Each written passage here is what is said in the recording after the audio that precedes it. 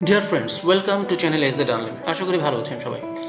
আজকের টিউটোরিয়ালে আমি আপনাদের দেখাবো কিভাবে আমরা কোনো একটি সেলে ইউনিটগুলোকে অটোমেটিক্যালি নিয়ে আসতে পারি এবং ইউনিটগুলো যখন আমরা দিব সেটি আমাদের যোগ বিয়োগ বা ফাংশনগুলোতে কোনো রকম প্রভাব বিস্তার করবে না। যেমন ধরুন, আমি এখানে দুটি টেবিল তৈরি করে রেখেছি। একটিতে আমি আমার ইউনিট প্রাইসগুলো অটোমেটিক দিয়েছি, অন্যটিতে আমি ম্যানুয়ালি ইনপুট করব। তো প্রভাবটা কোথায় পড়ে সেটা একটু দেখেন। যে আমরা এখানে প্রসেসরের দাম, আমি এই টেবিলটি দেখাচ্ছি যে প্রসেসরের দাম আমি এখানে ইনপুট করব। এখানে product name, unit price, quantity, total price. আমার ইউনিট প্রাইসটা আসবে টাকাতে, কোয়ান্টিটি পিসে আসবে, টোটাল প্রাইস টাকাতে আসবে। কিন্তু এখানে কিন্তু আমার কোনো কিছু দেখাচ্ছে না যে টাকা, ডলার, পিস বা কেজি কি হবে সেটা দেখাচ্ছে না।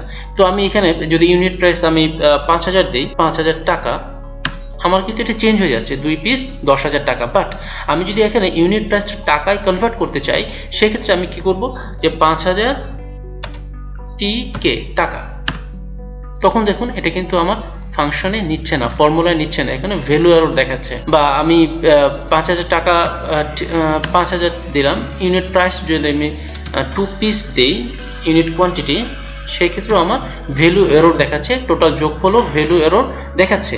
তো আমরা কিভাবে এটি সলভ করতে পারবো, আমি আজকে আপনাদের সেটাই দেখাবো, যে ইউনিটগুলো আমাদের অটোমেটিক্যালি আসবে এবং এটি আমাদের যোগ বিয়োগ গুণফাক বা আমাদের যে ফর্মুলাগুলো আছে, ফর্মুলাতে কোনো রকম প্রভাব বিস্তার করবে না। তো চলুন আমরা দেখে আসি কিভাবে এন্ট্রি করতে পারবো।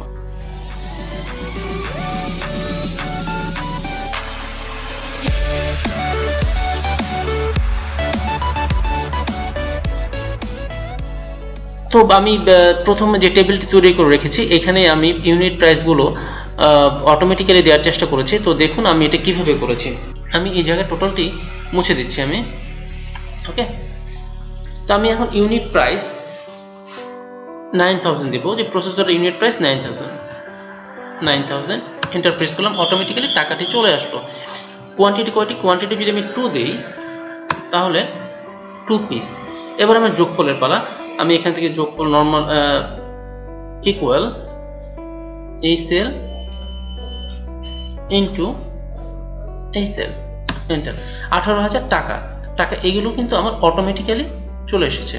ওকে, আমি মাদারবোর্ডের দাম যদি আমি 4500, 4500, এন্টার, টাকা চলে আসলো।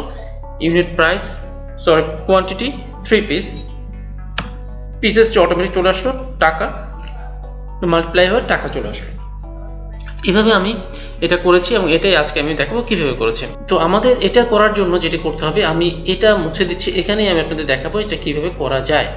ওকে, আমাদের এইগুলো কিন্তু দেখেন ফরম্যাটে যদি আমরা যাই, আমি এটার ফরম্যাট সেলে যাই, তাহলে আমার এখানে আসছে নাম্বারে। ওকে, নাম্বারে আসছে। তো আমরা যেটি করব, আমরা যে সেলগুলোতে অটোমেটিক্যালি ইউনিটগুলো নিয়ে আসবো, সে সেলগুলো সিলেক্ট করছি।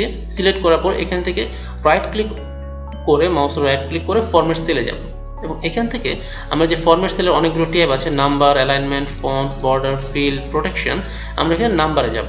নাম্বার থেকে আমরা নিচের দিকে দেখুন কাস্টম। ওকে, জি, কাস্টমটি সিলেক্ট করব। সিলেক্ট করার পরে টাইপের জায়গায় 0 দিয়ে ডাবল ইনভার্টেড কমা, এবং এই ইনভার্টেড কমার মাঝে একটু স্পেস দিয়ে আপনারা ইউনিটটি বসাতে পারেন। আমার এখানে যেহেতু ইউনিট প্রাইসের জায়গায় দেব, সো এখানে ইউনিট প্রাইস আমি টাকায় আনবো, টিকে। ওকে, এবং কোয়ান্টিটি আমি দেব পিসে। সো সিলেক্ট করে ফরম্যাট সেল, সেখান থেকে আবার আমি কাস্টম, এখান থেকে 0, টাইপে 0, ইনভার্টেড কমা শুরু, একটা স্পেস দিয়ে pieces, pieces, inverted comma close করলাম। এবার ওকে, এবং এখানে আমার টোটাল প্রাইস আসবে, এই দুটি সেলের মাল্টিপ্লাই হয়ে যেটা হবে সেটা হচ্ছে আমার প্রাইস আসবে টাকাতে। তো সেক্ষেত্রে আমি যেটা করব, সিলেক্ট করব ফরম্যাট সেল, কাস্টম, 0 দেব, ইনভার্টেড কমা শুরু করব, ডাবল ইনভার্টেড কমা, একটা স্পেস দিয়ে দেব টিকে, টাকার সংকেতটা টিকে, ইনভার্টেড কমা ক্লোজ। এবার ওকে দিলাম। তো এখন আমরা দেখি আসলে কাজ কি হয়।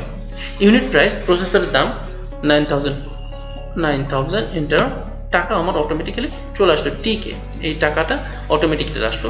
কোয়ান্টিটি আমি 3 পিস 3 দিলাম, এন্টার প্রেস করলাম, 3 পিসেস অটোমেটিক্যালি আসলো। এবার যোগফলটা কি অটোমেটিক আসবে দেখা যাক। ইকুয়াল এই সেল মাল্টিপ্লাই এই সেল, এন্টার।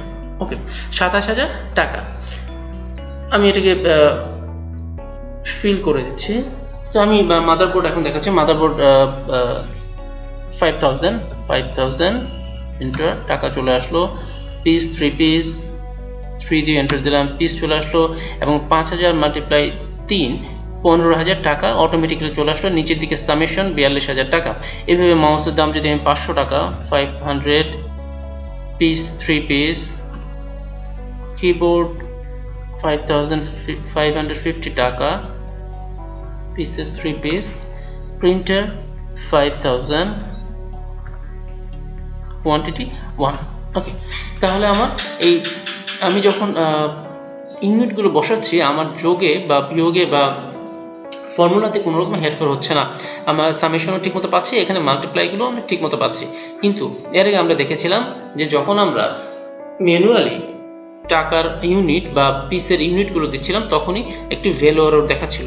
তো বন্ধুরা আশা করি বুঝতে পেরেছেন যে কিভাবে আমরা অটোমেটিক্যালি সেলগুলোতে নিউমারিক ভ্যালুর পাশে একটি টেক্সট ভ্যালু অটোমেটিক্যালি জেনারেট করতে পারবো এবং এই টেক্সট ভ্যালুটি আবার আমাদের যোগে বা ফর্মুলাতে কোনো রকম প্রভাব বিস্তার করবে না। তো আশা করি এই ভিডিওটি থেকে আপনারা নতুন কিছু শিখতে পেরেছেন।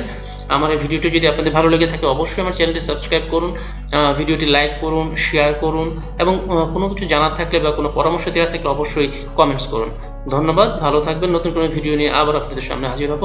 ততক্ষণ পর্যন্ত ভালো থাকুন।